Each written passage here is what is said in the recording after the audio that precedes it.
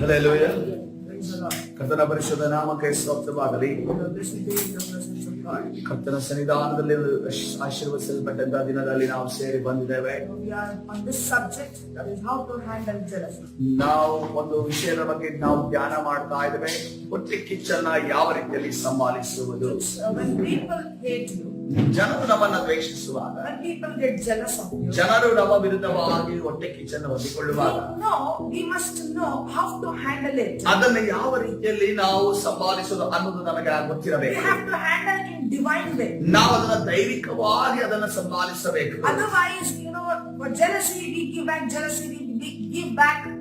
ಇಲ್ಲದೆ ಹೋದರೆ ನಾವು ಅವರು ನಮ್ಮನ್ನ ಕೋಪವನ್ನು ನೋಡುವಾಗ, ಹೊಟ್ಟೆ ಕಿಚ್ಚನ್ನು ನೋಡುವಾಗ ಕೋಪವನ್ನೇ ಹೊಟ್ಟೆ ಕಿಚ್ಚನ್ನು ತಿರುಗಿ ಕೊಡುತ್ತೇವೆ. ಆ ರೀತಿಯಲ್ಲಿ ನಾವು ಆ ಒಂದು ಹೊಟ್ಟೆ ಕಿಚ್ಚನ್ನ ನಾವು ಸಂಭಾಳಿಸೋದಲ್ಲ. ಜನರು ನಮ್ಮನ್ನ ದ್ವೇಷಿಸುವಾಗ ನಮಗೆ ಏನ ನಡೀತದೆ? ಅವರು ಮಾಟ ಮಂತ್ರಕ್ಕೆ ಹೋಗುತ್ತಾರೆ.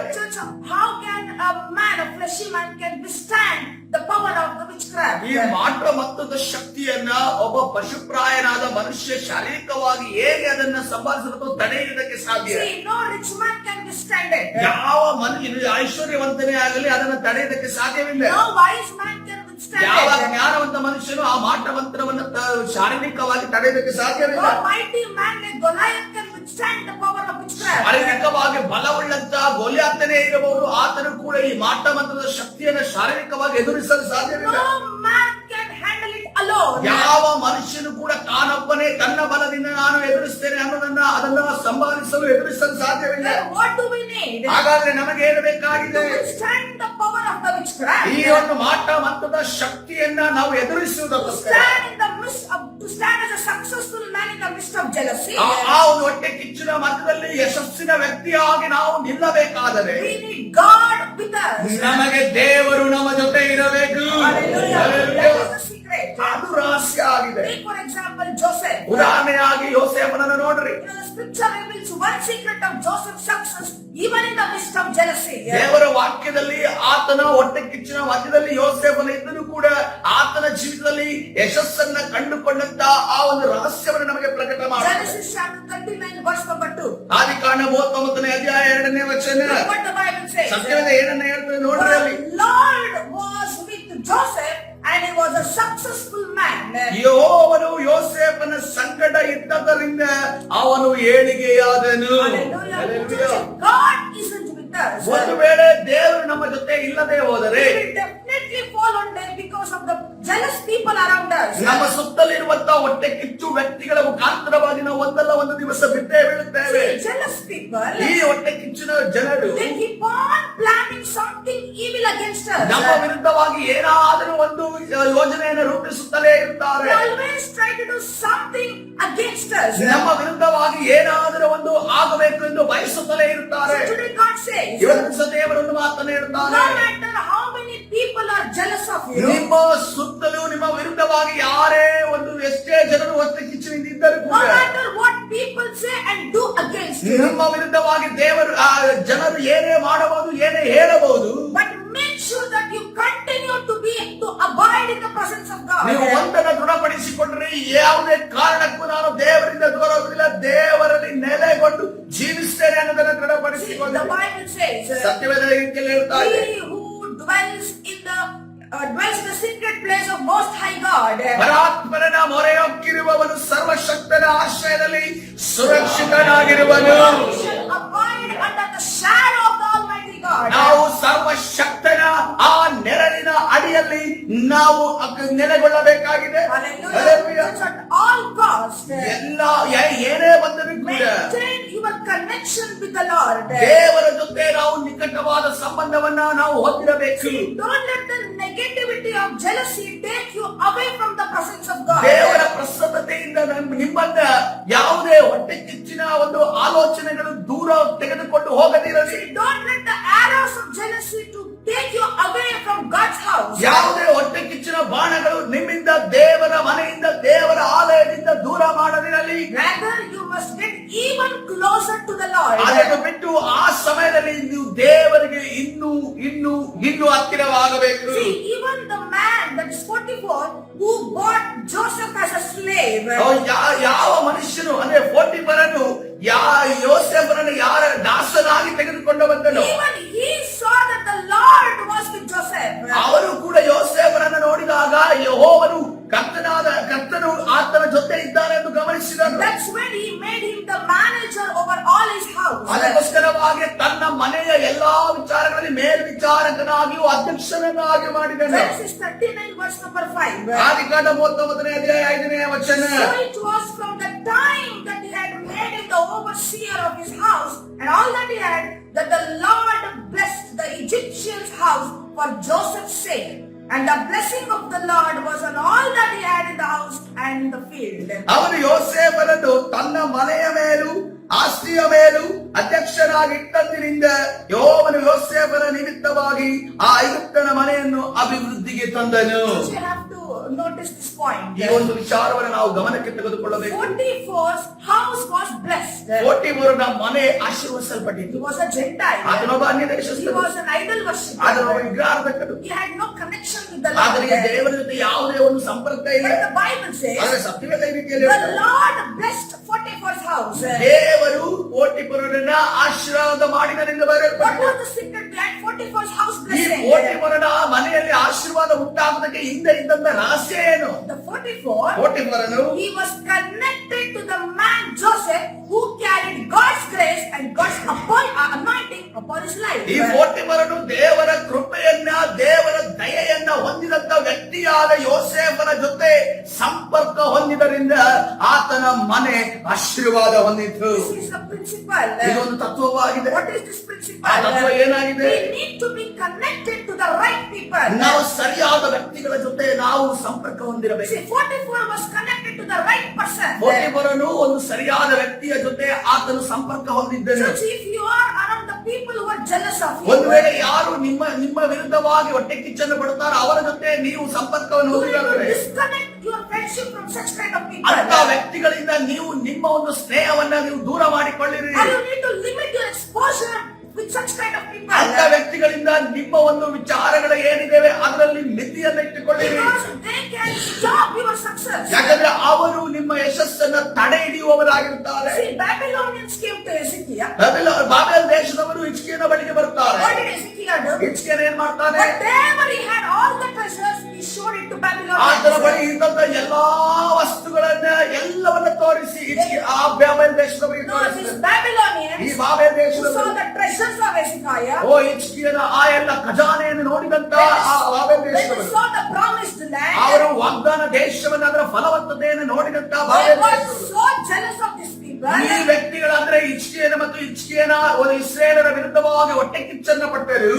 They started to plan to take all the treasures one day. ಅವರು ಒಂದು ದಿವಸ ಒಂದು ಯೋಜನೆಯನ್ನು ರೂಪಿಸುತ್ತಾರೆ. ಸಮಸ್ತ ಒಂದು ಖಜಾನೆಯನ್ನ ಸಮಸ್ತ ಫಲವತ್ತತೆಯನ್ನ ನಾವು ನಮದಾಗಿಸಿಕೊಳ್ಳಬೇಕೆಂದು ಬಾಬೆಲ್ ದೇಶದವರು ಯೋಜನೆ ರೂಪಿಸುತ್ತಾರೆ. Our connection with wrong people, ನಮ್ಮ ಒಂದು ಸಂಪರ್ಕ ತಪ್ಪಾದ ವ್ಯಕ್ತಿಗಳ ಜೊತೆ our ಇರೋದ್ರಿಂದ exposure to the wrong people, ನಮ್ಮ ಒಂದು ವಿಚಾರಗಳನ್ನ ನಾವು ತಪ್ಪಾದ ವ್ಯಕ್ತಿಗಳ ಜೊತೆ ಹಂಚಿಕೊಳ್ಳುವುದರಿಂದ will pull into us troubles. ಅದು ನಮ್ಮನ್ನ ಕಷ್ಟಕ್ಕೆ ಈಡು ಮಾಡುತ್ತದೆ. All know what happened to Hezekiah. ಎಲ್ಲರಿಗೂ ಗೊತ್ತು ಹಿಜ್ಕೀಯನಿಗೆ ಏನಾಯ್ತು. After the death of Hezekiah, ಹಿಜ್ಕೀಯ ಸತ್ತು ಹೋದ ನಂತರ during the time of Daniel, ಆ ದಾನಿಯೇಲನ ಒಂದು ಸಮಯ ಬಂದಾಗ the same Babylons came. ಅದೇ ಬಾಬೆಲ್ ದೇಶದವರು ಆ ಒಂದು ದೇಶಕ್ಕೆ ಬರುತ್ತಾರೆ. They took all the treasures of the promised ಅವರ land. ಎಲ್ಲಾ ವಾಗ್ದಾನ ದೇಶದ ಖಜಾನೆಯನ್ನ ತೆಗೆದುಕೊಂಡು ಬಾಬೆಲ್ ದೇಶಕ್ಕೆ ತೆಗೆದುಕೊಂಡು ಹೋಗ್ತಾರೆ. Whose was the mistake?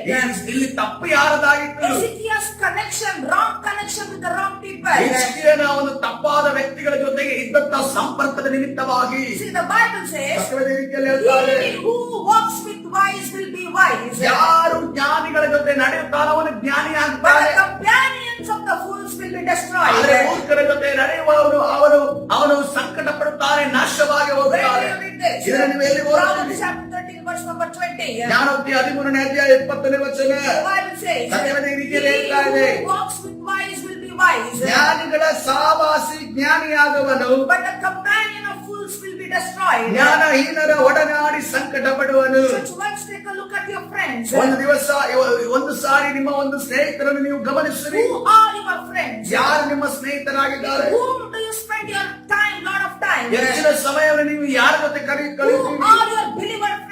ನಿಮ್ಮ ವಿಶ್ವಾಸಿ ಸ್ನೇಹಿತರು ಯಾರಾಗಿದ್ದಾರೆ? when you two people come together, ನೀವು ಇಬ್ಬರು ವ್ಯಕ್ತಿಗಳು ಒಟ್ಟಿಗೆ ಬರುವಾಗ what are you speaking about? ನೀವು ಯಾವುದರ ವಿಚಾರವಾಗಿ ಮಾತನಾಡುತ್ತೀರಿ? Are you speaking about the goodness of God? ದೇವರ ಒಳ್ಳೆತನದ ವಿಚಾರವಾಗಿ ಮಾತನಾಡುತ್ತೀರಾ? Lord will be glorified. ದೇವರ ಅದರಿಂದ ಮಹಿಮೆಯನ್ನು ಹೊಂದುತ್ತಾನೆ. You are speaking about the third person. ಒಂದು ವೇಳೆ ಮೂರನೇ ವ್ಯಕ್ತಿಯ ಬಗ್ಗೆ ನೀವು You are ಮಾತನಾಡುತ್ತಿರುವುದಾದರೆ glorifying the devil. ನೀವು ಸೈತಾನನನ್ನ ಮಹಿಮೆ When such ಪಡಿಸುತ್ತೀರಿ. people come to you, ಯಾವಾಗ ಅಂತ ವ್ಯಕ್ತಿಗಳು ನಿಮ್ಮ ಬಳಿಗೆ ಬರ್ತಾರೋ don't share your dreams. ನಿಮ್ಮ ಕನಸುಗಳನ್ನ ಅವರಲ್ಲಿ ಹಂಚಿಕೊಳ್ಳಬೇಡ್ರಿ. Don't share your visions. ನಿಮ್ಮ ಒಂದು ದರ್ಶನಗಳನ್ನ ಅವರ ಜೊತೆ ಹಂಚಿಕೊಳ್ಳಬೇಡ್ರಿ. Instead of blessing you, ನಿಮ್ಮನ್ನ ಆಶೀರ್ವದಿಸುವುದಕ್ಕಿಂತ ಹೆಚ್ಚು from inside they get jealous of you. ಅವರು ನಿಮ್ಮ ಒಳಗಡೆಯಿಂದ ಅದನ್ನು ಕೇಳಿ ಹೊಟ್ಟೆ ಕಿಚ್ಚುಪಡುತ್ತಾರೆ. Then they do witchcraft prayers. ತದನಂತರ ಅವರು ಆ ಮಾತಮತ್ತದ ಪ್ರಾರ್ಥನೆಯನ್ನ ಮಾಡುತ್ತಾರೆ. This is the word of the ಇದು Lord. ದೇವರ ವಾಕ್ಯವಾಗಿದೆ. So devil's strategy, ಸೈತಾನನ ಒಂದು ತಂತ್ರ ಏನು ತಂದರೆ to disconnect you from the mature people and wise people. ಈ ಪ್ರಬುದ್ಧವಾಗಿರುವಂತವರು ಮತ್ತು ಜ್ಞಾನವಂತ ಜನರಿಂದ ನಿಮ್ಮನ್ನ ದೂರ ಮಾಡುವ ಸೈತಾನನ ತಂತ್ರವಾಗಿದೆ. He brings foolish people near you. ನಿಮ್ಮ ಬಳಿಯ ಮೂರ್ಖ ವ್ಯಕ್ತಿಗಳನ್ನ ತರುತ್ತಾನೆ. Foolish believers. ಆ ಮೂರ್ಖ ವಿಶ್ವಾಸಿಗಳನ್ನ ತರುತ್ತಾನೆ. You know, half believer, half like Samaritans. ಯಾವ ರೀತಿಯಲ್ಲಿ ಇರ್ತಾರೆ ಅಂದ್ರೆ ಅರ್ಧ ವಿಶ್ವಾಸಿಗಳ ಅರ್ಧ ಲೋಕದಲ್ಲಿ ಅವರು ಇರುತ್ತಾರೆ. ಅವರನ್ನು ಸಮಾರ್ಯದವರ ರೀತಿಯಲ್ಲಿ So ಇರುತ್ತಾರೆ. he will drag you. The devil's strategy is to take you far away from wise people and mature ಈ people. ಜ್ಞಾನ ಮತ್ತು ಪ್ರಬುದ್ಧತೆ ಹೊಂದಿದಂತ ವ್ಯಕ್ತಿಗಳಿಂದ ನಿಮ್ಮನ್ನ ದೂರ ಮಾಡುವುದೇ ಸೈತಾನನ ತಂತ್ರವಾಗಿದೆ. You know why he does it? ಯಾಕೆ ಅದನ್ನು ಮಾಡ್ತಾನೆ Because ಗೊತ್ತಾ? the devil knows something. ಸೈತಾನನಿಗೆ ಒಂದು ವಿಚಾರ ಗೊತ್ತಿದೆ. More you are connected with wise people, ನೀವು ಪ್ರಬುದ್ಧ ವ್ಯಕ್ತಿಗಳ ಜೊತೆ ಯಾವಾಗ ಹೆಚ್ಚಾಗಿ ನೀವು ಸಂಪರ್ಕ when you ಹೊಂದಿದ್ದೀರೋ, are connected to the anointed people, ಅಭಿಷಕ್ತರ ಜೊತೆ ನೀವು ಯಾವಾಗ ಸಂಪರ್ಕ ಹೊಂದಿರುತ್ತೀರೋ you will grow. ನೀವು To ಬೆಳೆಯುತ್ತೀರಿ. stop your growth, ನಿಮ್ಮ ಒಂದು ಬೆಳವಣಿಗೆಯನ್ನು he ತಡೆಯುವುದಕ್ಕೋಸ್ಕರವಾಗಿ will disconnect you from right people. ಈ ಸರಿಯಾದ ಜನರಿಂದ ನಿಜವಾದ ಜನರಿಂದ ನಿಮ್ಮನ್ನು ದೂರ ಮಾಡುತ್ತಾರೆ. And he will bring wrong people in your life. ತದನಂತರ ನಿಮ್ಮ ಜೀವಿತದಲ್ಲಿ ತಪ್ಪಾದ ವ್ಯಕ್ತಿಗಳನ್ನು ತರುತ್ತಾನೆ. Take for example, ಉದಾಹರಣೆ ನೋಡುವಾಗ Shadrach, Meshach and Abednego. Shadrach Meshach ಅಬೇದ್ನೆಗೋವನ್ನು ನೋಡ್ರಿ. Who was their friend? ಅವರ ಸ್ನೇಹಿತರು ಯಾರಾಗಿದ್ರು? Daniel was their friend. ದಾನಿಯೇಲನು ಅವರ ಸ್ನೇಹಿತನಾಗಿದ್ದರು. Their connection with the Daniel, ಆ ದಾನಿಯೇಲನ ಜೊತೆ ಅವರ ಸಂಪರ್ಕವನ್ನು ಹೊಂದಿದ್ದರಿಂದ they came near to God. ಅವರು ದೇವರ ಹತ್ತಿರ ಬಂದರು. They left what the king was eating. ರಾಜರು ಏನು ಅವರಿಗೆ ಪಾನ ಮಾಡೋದಕ್ಕೆ ತಿನ್ನುವುದಕ್ಕೆ ಕೊಟ್ಟಿದ್ದಾರೆ ಅದೆಲ್ಲವನ್ನ ಬಿಟ್ಟು ಬಿಟ್ಟರು. They did not eat the defiled food. ಅವರು ಆ ಕಲುಷಿತವಾದ ಯಾವುದೇ ಆಹಾರವನ್ನ ಸೇವಿಸಲಿಲ್ಲ. Who decided this first? ಯಾರಿದನ್ನ ಮೊದಲಿಗಾಗಿ ನಿರ್ಧಾರ Not ಮಾಡಿದ್ರು? Shadrach, Meshach, Abednego. Shadrach Meshach Abednego ಅವರು ನಿರ್ಧಾರ It ಮಾಡಲಿಲ್ಲ. was Daniel who decided. ದಾನಿಯೇಲನು ಮೊದಲನೇದಾಗಿ ಅದನ್ನು ನಿರ್ಧಾರ That ಮಾಡುತ್ತಾರೆ. was not Daniel's decision. ಯಾವಾಗ ದಾನಿಯೇಲನು ಆ ನಿರ್ಧಾರ ಮಾಡಿದ್ದನ್ನು ನೋಡಿದಾಗ So even these also did the same thing. ಅವರು ಕೂಡ ಈ ನಿರ್ಧಾರಕ್ಕೆ ಬೆಂಬಲವಾಗಿ ನಿಂತರೆಂದು ನಾವು Then ನೋಡುತ್ತೇವೆ. they grew in Babylon. ಆಗ ಅಲ್ಲಿ ಅವರು ಬಾಬೆಲ್ ದೇಶದಲ್ಲಿ ಬೆಳವಣಿಗೆ ಹೊಂದಿದ್ದಾರೆ. The right connection with Daniel. ದಾನಿಯೇಲನ ಜೊತೆ ಒಂದು ಸರಿಯಾದ ರೀತಿಯ ಒಂದು ಸಂಪರ್ಕವನ್ನು They ಹೊಂದಿದ್ದರಿಂದ were taken to the high position in Babylon. ಅವರು ಬಾಬೆಲ್ ದೇಶದಲ್ಲಿ ಉನ್ನತ ಮಟ್ಟಕ್ಕೆ ತಂದರೆ ಎಂದು ನಾವು ನೋಡ್ತಾ ಇದ್ದೇವೆ. But friendship with right people, ಇವತ್ತಿನ ದಿವಸ ನಮ್ಮ ಒಂದು ಸ್ನೇಹಿತರ ಒಳ್ಳೆ ಸ್ನೇಹಿತರ ಜೊತೆ ಇರುವಂತಹ ಸಂಪರ್ಕ it will make you grow in your life. ಅದು ನಮ್ಮ ಜೀವಿತದಲ್ಲಿ ನಾವು ಬೆಳವಣಿಗೆ ಹೊಂದುವಂತೆ Let me ಮಾಡುತ್ತದೆ. give another example. ನಾನು ಇನ್ನೊಂದು ಉದಾಹರಣೆ ಕೊಡ್ತೇನೆ. Jacob's son Judah. ಯಾಕೋಬನ ಮಗ ನಿಮಗೆ ಯೂದನ ಬಗ್ಗೆ ಗೊತ್ತಲ್ಲ?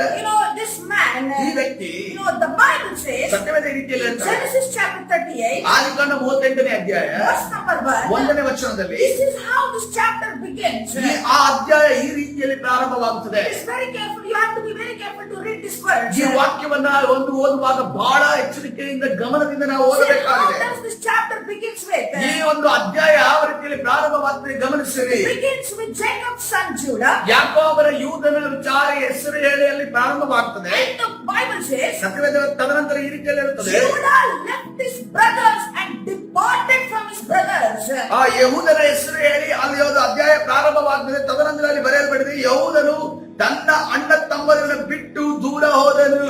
The Bible is mentioning ಸತ್ಯವೇದದಲ್ಲಿ ಈ ರೀತಿಯಲ್ಲಿ ಬರೆಯಲ್ಪಟ್ಟಿದೆ. Judah departed from his brothers. ಯಹೂದನು ತನ್ನ ಅಣ್ಣ ತಮ್ಮಂದಿರಿಂದ What is ದೂರವಾದನು. the meaning of departing from his brothers? ಯಹೂದನು ತನ್ನ ಅಣ್ಣ ತಮ್ಮಂದಿರಿಂದ ದೂರ ಆಗುವುದರ ಅರ್ಥವೇನು? He is departing from God's people. ಆತನು ತನ್ನ ದೇವ ಜನರಿಂದ ಆತನ ದೂರವಾಗ್ತಾ He is ಇದ್ದಾನೆ. departing from his father's ಆತನ house. ತಂದೆಯ ಮನದಿಂದ ಆತನ ದೂರವಾಗ್ತಾ ಇದ್ದಾನೆ. That means he is departing from the presence of ಅದರ God. ಅರ್ಥ ಏನಂದ್ರೆ ದೇವರ ಪ್ರಸನ್ನತೆಯಿಂದ ಆತನ ದೂರವಾಗ್ತಾ ಇದ್ದಾನೆ. Where there are brothers, ಎಲ್ಲಿ ಆತನ ಸಹೋದರರು there is ಇದ್ದಾರೆ the altar of God. ಅಲ್ಲಿ ದೇವರ ಒಂದು ಯಜ್ಞವೇದಿ ಇರುತ್ತದೆ. The Bible says, ಸತ್ಯವೇದ ರೀತಿಯಲ್ಲಿ ಹೇಳ್ತಾರೆ. Judah departed from his brothers. ಯಹೂದನು ಆತನ ಅಣ್ಣ ತಮ್ಮಂದಿರಿಂದ indirectly he was getting departed from the presence of God. ಪರೋಕ್ಷವಾಗಿ ಆತನು ದೇವರ ಪ್ರಸನ್ನತೆಯಿಂದ ದೂರವಾಗ್ತಾ What ಇದ್ದಾನೆ. happened next? ತದನಂತರ ಏನಾಯ್ತು? He made a friendship called Hira, who was an Adullamite. ಅದುಲಾಮೂರಿನ ಒಂದು ಹೀರಾ ಎನ್ನುವಂತ ವ್ಯಕ್ತಿಯ ಜೊತೆ ಅದನ್ನು ಸ್ನೇಹವನ್ನು ಬೆಳೆಸುತ್ತಾನೆ. Who was this Hira? ಈ Heera ಯಾರಾಗಿದ್ದಾನೆ? He was a Gentile. ಆತನು ಅನ್ಯ ದೇಶಸ್ಥ ಅನ್ಯ ಜನನಾಗಿದ್ದಾನೆ. He was an idol worshipper. ಆತನ ವಿಗ್ರಹಾರಾಧನೆ ಮಾಡುವಂತ ವ್ಯಕ್ತಿಯಾಗಿದ್ದಾನೆ. Judah's friendship with this Hira. ಈ ಒಂದು ಅನ್ಯ ದೇಶಸ್ಥರ ಹೀರನ ಜೊತೆ ಯಹೂದನು ಸ್ನೇಹವನ್ನು ಬೆಳೆಸಿದ್ದರಿಂದ He married to a Canaanite woman, an idol worshipper, Shua. ಆತನು ಒಬ್ಬ ಕಾನಾನ್ಯ ಸ್ತ್ರೀಯಾದ ಶೂಗ ಎನ್ನುವಂತ ಒಂದು ಸ್ತ್ರೀಯ ಜೊತೆ ಮದುವೆ ಆಗ್ತಾನೆ. As a result, he had 3 sons. ಅದರ ತದನಂತರ ಆತನಿಗೆ 3 ಮಕ್ಕಳಾಗ್ತದೆ. Er was the firstborn of Judah. ಏರನು ಮೊದಲನೆಯ ಮಗನಾಗಿದ್ದಾನೆ. And he was killed by God for his wickedness. ಆತನ ದುಷ್ಟತನದ ನಿಮಿತ್ತವಾಗಿ ದೇವರು ಅವರನ್ನು ಸಾಯಿಸಿದರೆ. And number 2, the second son was Onan. ಎರಡನೆಯ ಮಗ ನೋಡುವಾಗ ಓನಾನನಿಂದ ನಾವು ನೋಡ್ತೇವೆ. He did something that displeased God, and God also killed him. ದೇವರಿಗೆ ಮೆಚ್ಚುಗೆ ಇಲ್ಲದ ಕಾರ್ಯವನ್ನು ಅವನು ಮಾಡಿದ್ದರಿಂದ ಅವನನ್ನ ದೇವರು ನಾಶ ಮಾಡಿದನು. And number 3, this Judah went to a prostitute. ತದನಂತರ ಯೂದನು ಮಾಡಿದ ತಪ್ಪು ಏನೆಂದು ನೋಡುವಾಗ ಆತನು ವ್ಯಭಿಚಾರಿಣಿ ಸ್ತ್ರೀಯ ಬಳಿ ಹೋದನು. Since it is not as easy as we read in the Bible that 2 sons died. 2 ಮಕ್ಕಳು ಸತ್ತೋದ್ರು ಅನ್ನೋದನ್ನ ಸುಲಭವಾಗಿ 2 ವಾಕ್ಯದಲ್ಲಿ ನಾವು ಓದಿಬಿಡುತ್ತೇವೆ. ಅದು ಸುಲಭವಾದ ಮಾತಲ್ಲ. Can you imagine the pain that Judah might have went through? ಆಲೋಚನೆ ಮಾಡ್ರಿ, ಬೆಳೆದಂತ ಎತ್ತರವಾಗಿ ಬೆಳೆದಂತ 2 ಗಂಡು ಮಕ್ಕಳನ್ನ ಕಳೆದುಕೊಳ್ಳುವುದು ಎಂತ ನೋವಿನಿಂದ ಆತನ ಹಾದು ಹೋಗುತ್ತಿದ್ದಾನೆ. What was the reason? ಇದಕ್ಕಿರುವ ಕಾರಣ ಏನು? He departed from the presence of ಆತನು God. ದೇವರ ಪ್ರಸನ್ನತೆಯಿಂದ ದೂರವಾಗಿದ್ದೇ ಇದಕ್ಕೆ ಕಾರಣ. This disconnection from the right people. ಸರಿಯಾದ ವ್ಯಕ್ತಿಗಳಿಂದ ದೂರವನ್ನು ಒಂದು ಸಂಪರ್ಕದಿಂದ ದೂರವಾಗಿದ್ದೇ ಇದಕ್ಕೆ ಕಾರಣ. He lost his 2 sons. ಅದರ 2 ಮಕ್ಕಳನ್ನ He ಕಳೆದುಕೊಂಡರು. had a friendship with the Canaanite people. ಕಾನಾನ್ಯ ಜನರ ಜೊತೆ ಅವನು ಸಂಪರ್ಕವನ್ನ ಸ್ನೇಹವನ್ನು He ಹೊಂದಿದ್ದಾನೆ. married a Canaanite woman. ಕಾನಾನ್ಯ ಸ್ತ್ರೀಯನ್ನು ಅವನು ಮದುವೆ ಆದನು. And even later, even she died. ತದನಂತರ ಆಕೆ ಕೂಡ ಸತ್ತು ಹೋದನು. Wife also died. ಹೆಂಡತಿ ಕೂಡ ಸತ್ತು ಹೋದನು. Among 3 sons, 2 sons also died. 3 ಮಕ್ಕಳಲ್ಲಿ 2 ಮಕ್ಕಳು ಕೂಡ ಸತ್ತು ಹೋದರು. It's a departure from the presence of God. ದೇವರ ಪ್ರಸನ್ನತೆಯಿಂದ ಅವನು ದೂರವಾಗಿದ್ದು 15 to 16 years of his life ruined his entire life. 15ರಿಂದ 16 ವರ್ಷಗಳು ಆತನ ಸಂಪೂರ್ಣ ಜೀವಿತವನ್ನೇ ಹಾಳು ಮಾಡಿಬಿಟ್ಟಿತ್ತು. One mistake. ಒಂದೇ ಒಂದು ತಪ್ಪು. Departing from the presence of God. ದೇವರ ಪ್ರಸನ್ನತೆಯಿಂದ ದೂರ ಹೋಗಿದ್ದು It can entirely change our destiny. ಸಂಪೂರ್ಣವಾಗಿ ನಮ್ಮ ವಿಧಿಯನ್ನೇ, ನಮ್ಮ ಹಣೆಬರಹವನ್ನೇ ಬದಲಾವಣೆ ಮಾಡ್ತಾರೆ. I don't know what Judah decided in his life. ನನಗೆ ಗೊತ್ತಿಲ್ಲ ಯಹೂದರು ಯಾವ ರೀತಿಯ ನಿರ್ಧಾರವನ್ನು I ಮಾಡಿದ್ದಾರೆ. don't know why he wanted to depart from the presence of ನನಗೆ God. ಗೊತ್ತಿಲ್ಲ ಯಹೂದರಿಗೆ ಯಾಕೆ ದೇವರ ಪ್ರಸನ್ನತೆಯಿಂದ ನಾನು ದೂರ ಆಗಬೇಕೆಂದು ಅನಿಸಿದ ಗೊತ್ತಿಲ್ಲ. He also did not know that it can ruin his entire life. ನನ್ನ ಜೀವಿತವನ್ನು ಸಂಪೂರ್ಣವಾಗಿ ಇದು ನಾಶ ಮಾಡಿ ಬಿಡುತ್ತದೆ ಅನ್ನುವಂತ ಈ ನಿರ್ಧಾರವನ್ನು ಯಾಕೆ ತಗೊಂಡೆ ಕೂಡ ಅವನಿಗೆ ಗೊತ್ತಿಲ್ಲ. Judah might have gone like this. ಯಹೂದನು ಈ ರೀತಿಯಲ್ಲಿ ಆಲೋಚನೆ How ಮಾಡಿರಬಹುದು. long to be with his brothers? ಯಹೂದನು ಈ ರೀತಿಯಲ್ಲಿ ನನ್ನ ಅಣ್ಣ ತಮ್ಮಂದಿರಿಂದ ನಾನು ಎಷ್ಟು ದಿನ ಇರಲಿ, How long to look after these only sheep? ಈ ಒಂದು ಕುರಿಗಳನ್ನ ಎಷ್ಟು ದಿನ ನಾನು ಕಾಯ್ಕೊಂಡು ನಾನು ಇರಲಿ. Let me make new friendship. ನನಗೆ ಹೊಸ ಸ್ನೇಹವನ್ನು ನಾನು Let me ಮಾಡಿಕೊಳ್ಳುತ್ತೇನೆ. leave this country. ಈ ಒಂದು ದೇಶವನ್ನು ನಾನು ಬಿಟ್ಟು ಹೋಗುತ್ತೇನೆ. God's presence is everywhere. ದೇವರ ಪ್ರಸನ್ನತೆ ಎಲ್ಲೂ ಕೂಡ ಇರುತ್ತದೆ. God is everywhere. ದೇವರ ಎಲ್ಲೆಲ್ಲೂ ಕೂಡ ಇದ್ದಾರೆ. Not in this place, even God will be everywhere. ಇಲ್ಲಿ ಮಾತ್ರವಲ್ಲ, ದೇವರು ಎಲ್ಲೆಲ್ಲಿಯೂ ಇರುವವನಾಗಿದ್ದಾನೆ. One mistake ಒಂದೇ ಒಂದು ತಪ್ಪು changed his course of life. ಆತನ ಸಂಪೂರ್ಣ ಜೀವಿತವನ್ನೇ ಬದಲಾಯಿಸಿ. Hallelujah. This is the word of the Lord. ಇದು ದೇವರ Be ವಾಕ್ಯವಾಗಿದೆ. connected to the right people. ಸರಿಯಾದ ಜನರ ಜೊತೆ ನಾವು So ಸಂಪರ್ಕವನ್ನು if you ಹೊಂದಿದ್ದೇವೆ. want to overcome those people who are jealous of you, ಯಾರು ನಿಮ್ಮನ್ನ ಹೊಟ್ಟೆ ಕಿಚ್ಚು ಪಡ್ತಾರೋ ಅಂತ ವ್ಯಕ್ತಿಗಳನ್ನ ನೀವು ಜಯಿಸಿ ನಿಲ್ಲಬೇಕು. God must be with you. ದೇವರು ನಿಮ್ಮ ಜೊತೆ And ಇರಬೇಕಾಗಿದೆ. you must be with God. ನೀವು ದೇವರ ಜೊತೆ This is ಇರಬೇಕಾಗಿದೆ. the only secret. ಇದು ಒಂದೇ ಒಂದು ರಹಸ್ಯ, ಅದರಿಂದ The ತಪ್ಪಿಸಿಕೊಳ್ಳಲು. Lord was with Joseph. ಯೋಸೇಫನ ಜೊತೆ ಕರ್ತನು The ಇದ್ದನು. Lord was with Jacob. ಯೆಹೋವನು ಯಾಕೋಬನ ಜೊತೆ The ಇದ್ದನು. Lord was with David. ಯೆಹೋವನು ದಾವೀದನ ಜೊತೆ The ಇದ್ದನು. Lord should be with you. ಯೆಹೋವನು ಯೇಸು ಕ್ರಿಸ್ತನು ನಿಮ್ಮ ಜೊತೆಯೋ ಇರಬೇಕು. Hallelujah. No matter who is jealous of you, ಯಾರೇ ನಿಮ್ಮನ್ನು ನೋಡಿ ಹೊಟ್ಟೆ ಕಿಚ್ಚು ಪಡಲಿ, no matter what is the devil's strategy, ಸೈತಾನನ ಯೋಜನೆ ಏನೇ ಆಗಿರಬಹುದು, God is with you, ಒಂದು ವೇಳೆ ದೇವರು ನಿಮ್ಮ ಜೊತೆ no one ಇರುವುದಾದರೆ can stand against you. ಯಾರು ಕೂಡ ನಿಮ್ಮ ಮುಂದೆ ನಿಲ್ಲುವುದಕ್ಕೆ ಸಾಧ್ಯವಿಲ್ಲ. Hallelujah. Hallelujah. Praise the Lord. ಅದರ ಪರಿಶುದ್ಧ This is ನಾಮಕ್ಕೆ the word of the Lord. ಇದು ದೇವರ This is ವಾಕ್ಯ. how you should handle jealousy. ಈ ರೀತಿಯಲ್ಲಿ ನೀವು